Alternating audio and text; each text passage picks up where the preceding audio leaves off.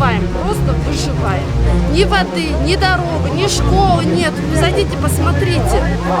Автобусы не заходят. Ну и воду, дети пьют эту воду. Здесь вот уровень, он считывает все примеси, какие есть вредные. 150 должна быть норма. Во флягу одно ведро мы выливаем, потому что там осадок. Да, вот видите, валится, окна все сами делали, все. Хотелось бы, чтобы помогли, конечно. Вот, помощь она должна.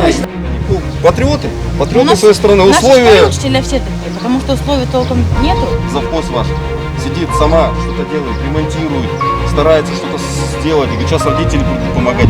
Ну а где? Деньги? Школу закроем. Кто-то говорит, что так и надо угрожать. Местная исполнительная власть вместо того, чтобы реагировать, приезжает и угрожает. Действия акима района дискредитируют полностью государственную власть.